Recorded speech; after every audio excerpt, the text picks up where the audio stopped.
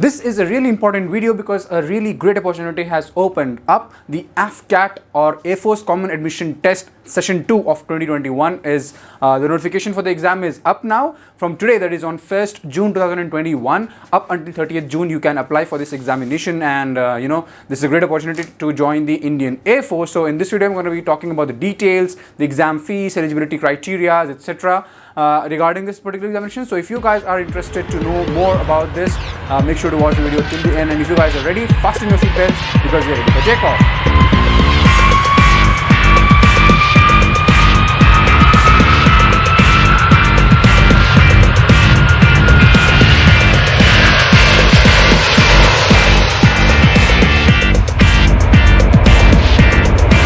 What's up, and welcome back to the FlyTuber, flying simplified through YouTube.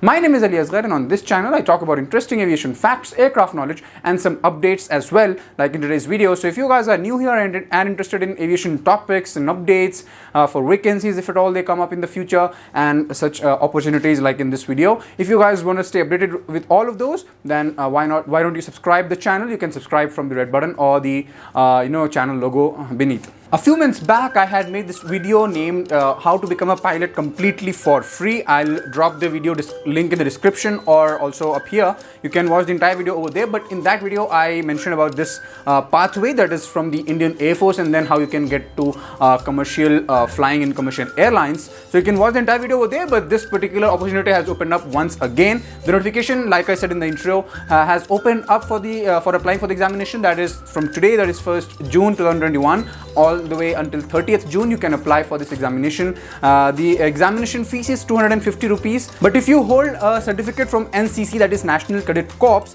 of a level of Senior Division C, then you are eligible for what is known as a separate special NCC entry, and for that you need not pay anything. I'll elaborate about that later in the video, but that's about the examination. The notification is open. I'll be dropping the link to the notification and the portal down in the description, so you can click on that link and head to the portal and read the instructions in detail for yourselves and apply from there.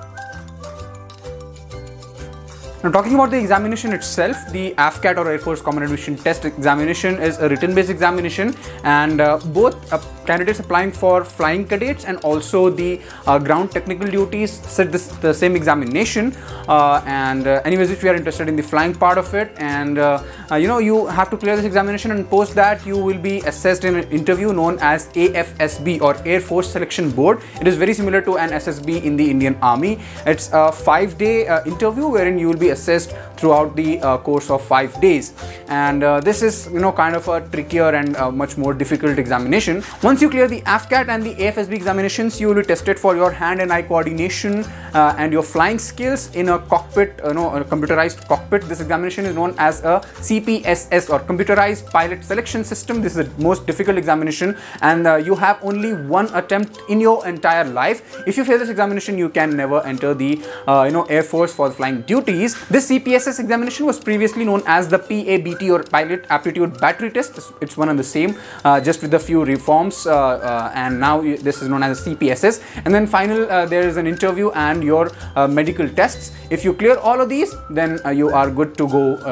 and join the Indian Air Force in the flying branch, and you may be selected for flying transport category aircraft, or most probably you'll be selected for flying the fighter jets, the MiGs and Sukhois and the Rafale, for example, the latest fleet that is added to the Indian Air Force. If I talk about the flying branch and the flying cadets itself, a total of 96 vacancies are there, out of which 10% are reserved for NCC special entry, which I had talked about before. And all of the students who are selected, all of these people will be given an SSC or Short Service Commission, which is a 14-year contract with the Air Force. You will have to serve with the Air Force for 14 years, and after 14 years, if at all the Air Force feels that there is a requirement, if the candidate is willing, for example, and on the basis of merit, etc., then this short commission can be considered for a PC or a permanent commission, wherein you will be serving for the Air Force until you retire. but many people do shift to commercial flying after serving for the Air Force for 14 years, and I myself have flown with many such ex-Air Force pilots who are right now captain in my airline. And these are amazing guys, and airlines also do prefer such guys because they have exorbitant amount of hours, a lot of hours under their belt in the Air Force, and also obviously the type of aircraft that they fly is really amazing. They are really fast fighter jets, Tejas and Rafale, etc. So airlines also do prefer all of these guys who want to join the commercial airlines. All they got to do is clear their ATPL examinations, and once they are done with that, they will be directly, obviously after certain training, they can serve in the commercial airlines as a captain. Now let's head to the next section, that is the eligibility criteria itself. But before that, if you guys are getting value and information out of this video, smash that like button, subscribe to the channel, and share this video with your friends. Who knows who might be interested in this video and such content, and they can go up and sign up for this opportunity, and they might eventually serve the nation. And let's continue with the video. Alright, so let's first talk about the age criteria. You need to be anywhere between 20 to 24 years of age as on 1st July 2022, that is next year. Why, if you may ask? Then the reason for that is because the people who are writing and get selected in this session, their training will be commencing in the first week of July next year.